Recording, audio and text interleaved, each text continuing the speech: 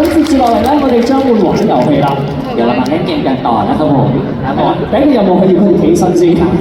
ลุกขึ้นมาก่อนครับผม 係啦，咁點解企身咧？介紹下呢個遊戲先。接住落嚟呢個遊戲咧叫做 Yes or No 啊，圓圈或者交叉。咁點玩嘅咧？陣間都會有一啲嘅問題出現嘅，咁即係同我哋將足球入邊嘅劇情有關啦。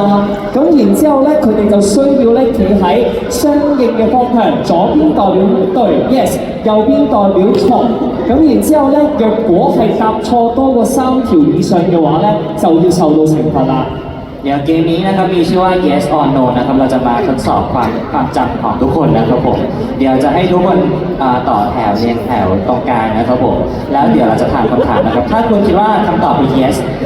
เดี๋ยวหน้าจอจะแบ่งเป็น2ฝั่งก็คือ Yes or No ถ้าคิดว่า Yes ก็ยืนไปฝั่ง Yes ถ้าคิดว่าคำตอบเป็น No ก็ยืนไปฝั่ง No ได้เลยนะครับ係啦，咁你需要咧，首先就係咧，咁樣喺中間就係排一條龍先嘅。เดี๋ยวจะแถวตรงกลางก่อนนะครับเป็นแถวเดียวครับผม好了，就是那个接下来的游戏啊，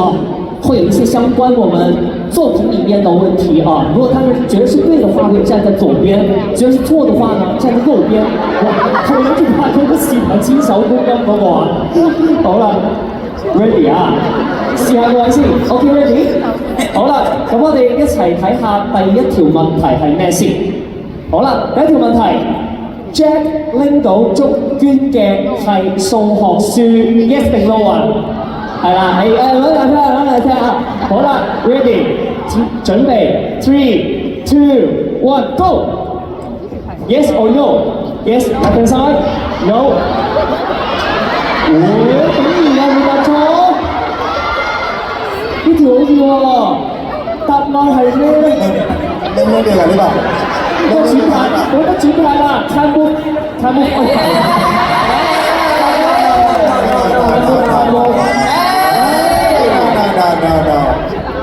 好啦，我哋一齊，不如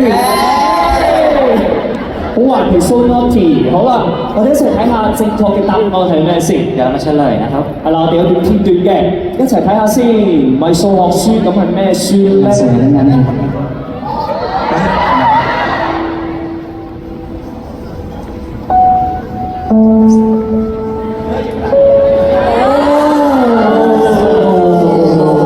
แสดงมาจำไม่ได้ได้ไงไม่ใช่มันเอามาจากคนเดียวกันไม่ได้เลยมันไม่ใช่หนังสือคณิตศาสตร์มันเอามาหมดเวลาบริจาคหนังสือมันไปเป็นชุดมันคือหนังสือที่กูบริจาคในตอนเด็กอะ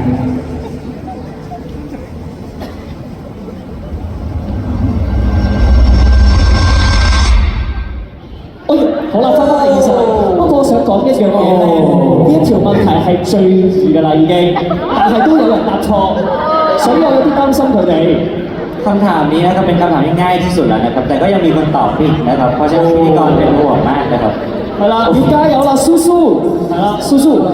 好啦，首先已經有人同埋我哋工作人員係幫我哋分低，係啦，邊個係答多過3條錯咗嘅，咁就要接受懲罰嘅。好啦，咁我哋接住落嚟第2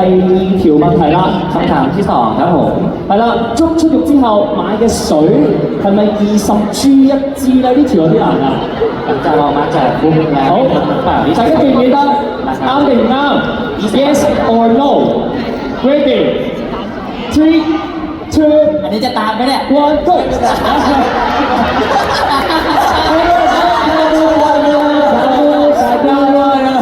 ล้วก็เดินตามไปเรื่อยซื้อแต่ไม่ได้ซื้อเลย No，好啦，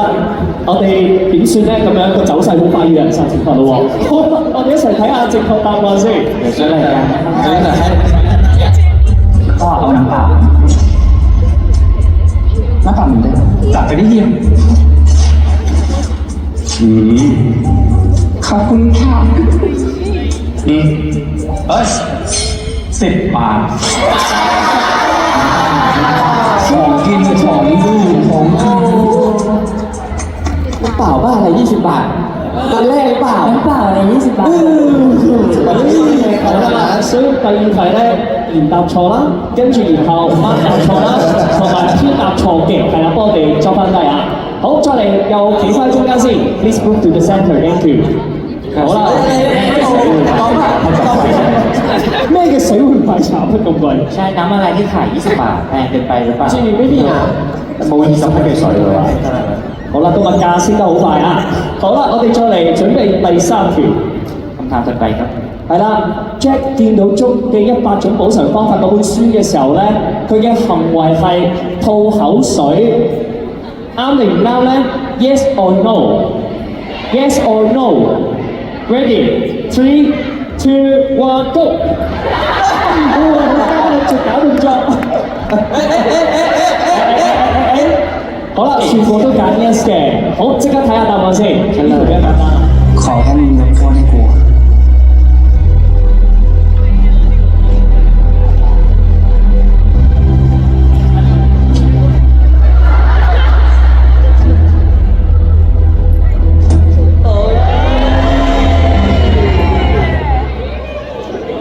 都好似唔真。 เป็นน้ำลายจริงใช่ไหมครับผม จริงๆแล้วเป็นน้ำมูกครับ อ๋อก็其實鼻涕嚟嘅。呢樣嘢真係我都記得。好啦，咁我哋準備入去分中間先，係啦。咁我哋下一條問題咧，OK 好啦，咁由我去翻中間啊。好，我哋一齊睇下第4條問題係咩先？คำถามถัดไปครับ 呢條仲易啲，捉假扮嘅學生叫做 Jessie。好啦，直接啦 ，1、2、3，Go！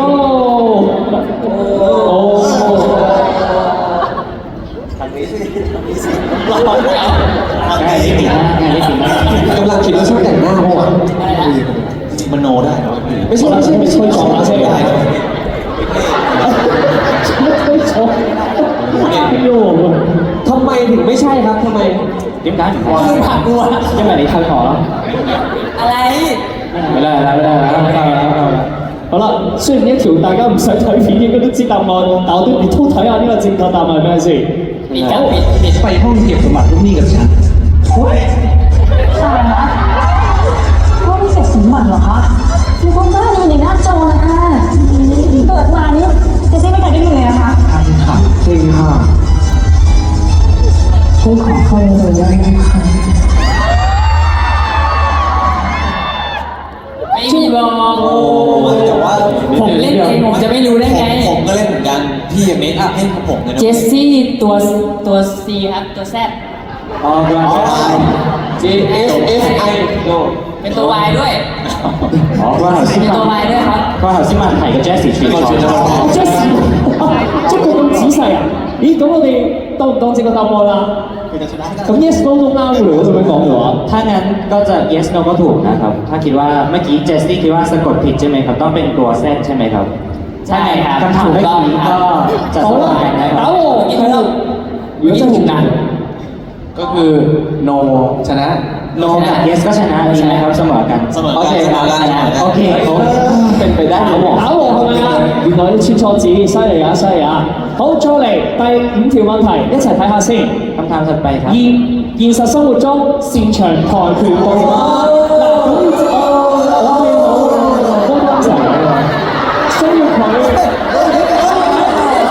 佢進步喎！ อ้าว แล้วไปเลย ไปคนแรกเลย นี่แพ้ก็หาลงเลย ยังไม่ทันนับด้วย 哎呀，哦，進步咗啦！ เก่งครับผม 高高，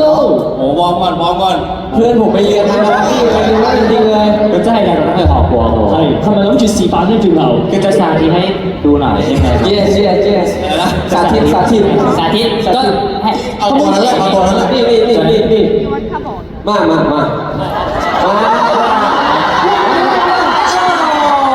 呢支水就值20分啦！啊，我中，真係假啊？我安全證就係咯，ไม่ 證就係我啊！ ไม่เอา ทำได้จริงทำได้ ไม่ได้ติดนะไม่ไง 啊，定玩個 pose 啦，不如 หรือว่าทำท่าก็ได้นะ 係啦。好，你時間變咗。好，ready， 2、1，喂，no，啊，ไม่เก่งนะ no，沒得事，好，唔該試下，3、2、1 action！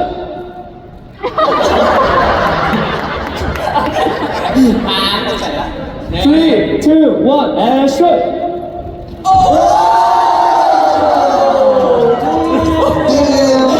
Football player， 變咗唔係跆拳道啦。咦，咁正確答案係 แล้วคำตอบที่ถูกต้องคืออะไรครับ เราไม่ทำได้จริงทำได้อยู่ เขาก็ว่าเขาอีอ่ะ แต่ว่าต้องให้เพื่อนผมถืออะ ก็ตัวใจเส้นคอยคือ คือ เขา เมื่อกี้มันจบได้แล้วแล้วก็เพื่อนถือแบบ ผมก็เก่งผมก็เก่งใครให้ผมขอเนี่ยผมขอ ถ้าเกิดบอลนนท์ถืออะพี่วอลก็เก่งในคอนโดเอ้ยไม่เชื่อ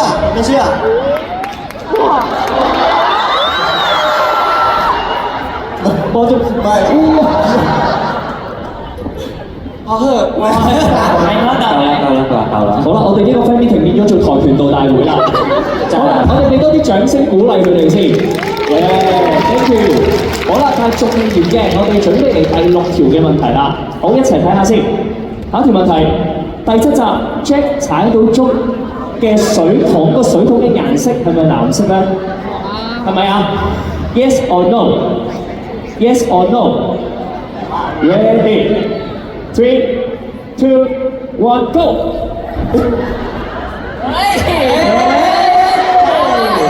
ช้ามาก No 哦，係啦，咁即係全部都揀晒 no 嘅。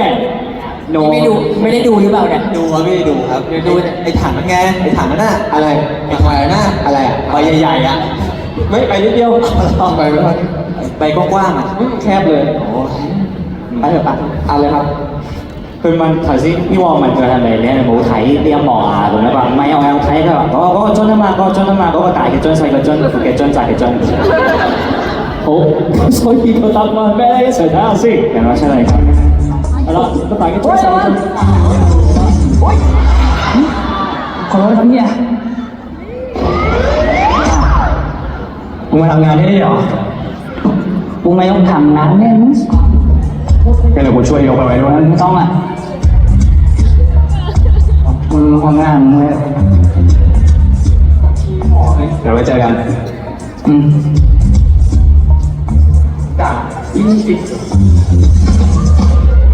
好，所以答案係 no 係啦，係應該係白色嘅。好啦，全部都咁啦，耶！ถูกครับถูกต้อง 好啦，我哋又分中間啦，準備下一條啦。好，一齊睇下下一條問題。คำถามถัดไปครับ 好啦，就係竹嘅爸爸辦公室放嘅媽媽，即係嗰個面啊，係橙色嘅，係啦，嗰個杯麵。Yes or no？ 大家記唔記得啊？好 ，ready， 3、2、1 go！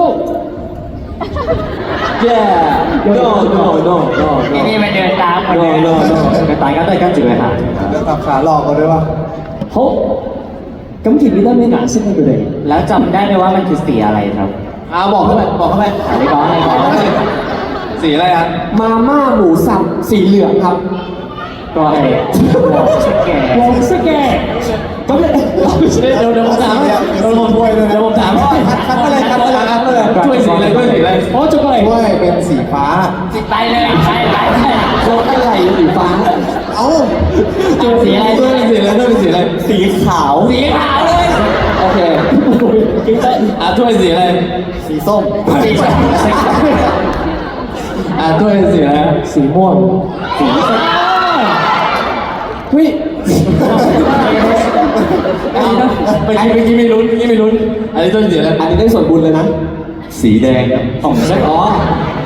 สีม่วงโอเคมุกสีม่วงสรุปด้วยสีอะไรพี่สีม่วงครับรู้จริงมาม่ารถอะไรสีม่วง เขาใช้คำว่าดีครับ อ๋อหลบเลี่ยงลิขสิทธิ์ใช้ดีครับคนแปลยืนงงกันนะ 一陣你記唔記得佢哋講咩啊？記得好似係搞緊 gag 咁，有少少難翻譯。咁我哋不如一齊睇個答案係咩啦？好啦，睇答案先。究竟係咩顏色咧？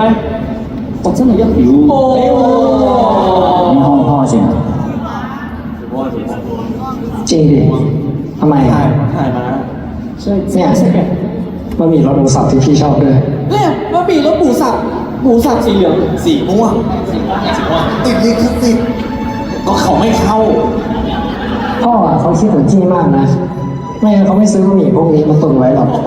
เนี่ยมุกครับโอเคมุกจริงมุกจริงกระป๋องด้วย 頭先話肉碎味唔係應該係黃色嘅咩？跟住佢就版權啊嘛，唔可以係真係黃色，即係唔可以同真嗰個一樣，所以要變成紫色。哦，呢個版權嘅問題，所以變咗色啦。好啦，咁我哋又翻邊中間先，準備下一條啦。有啦，特備當間นะครับ。好啦，我哋下一條問題。Jack 同埋 Luke 嘅騎士遊戲當中，佢嘅角色顏色係黃色，係啦 ，Yes or no？OK，ready， 3、2、1，go！ 好啦，咦，哇，有分歧喎！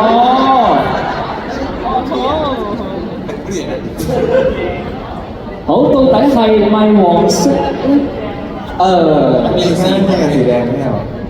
ให้เราถามทีละคนเลยไหมแบบ逐個慢慢咁冇。คัดคนดีกว่า ไม่เราต้องถามฝั่งนี้สิเพราะผมเหลืองไง น้อยกว่าไหม ฝั่งคุณนะ กว่า要問下 คุณ 我 สีอะไร รู้ว่าไม่มีสีเหลือง สีอะไร 咩色？สีแดง 紅色。สีแดง สีแดงเหรอมี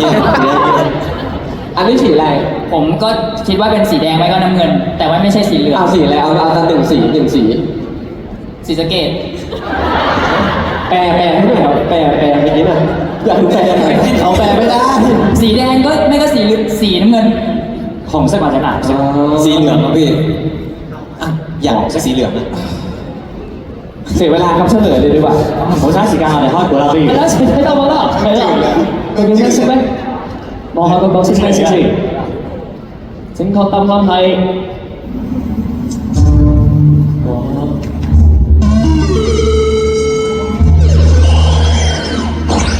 เลขคู่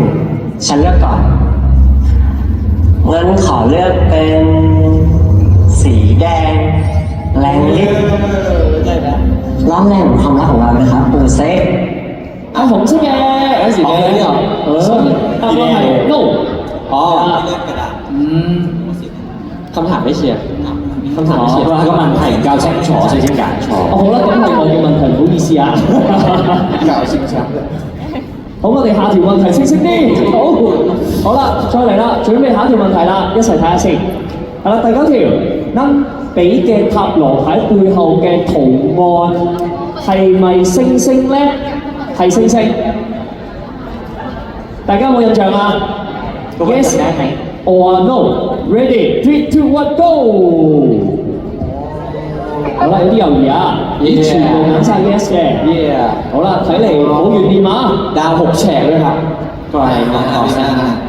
講埋6個劍，好，即刻睇下係咪6角色？好啦，睇下係咪6角星先。มึงว่ามันเกี่ยวอะไรกับรหัสหรือเปล่าวะ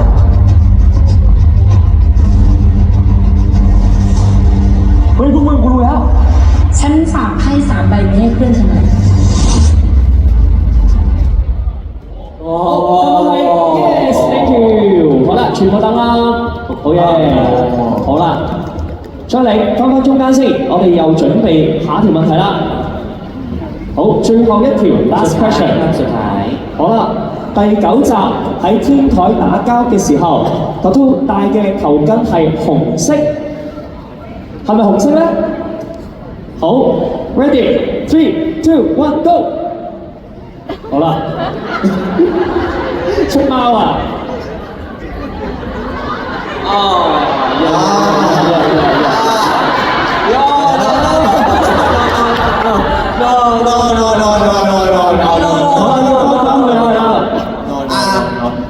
กูใส่สีอะไร 我係咩色嘅咧？ผมรู้ กูใส่สีอะไร ผมรู้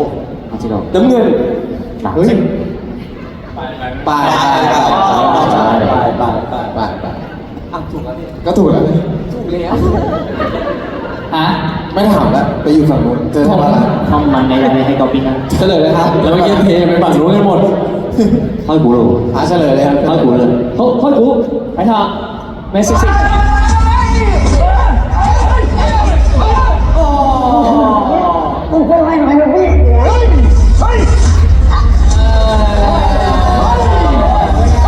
จำผิดว่าเป็นเสื้อของพ่อเนี่ย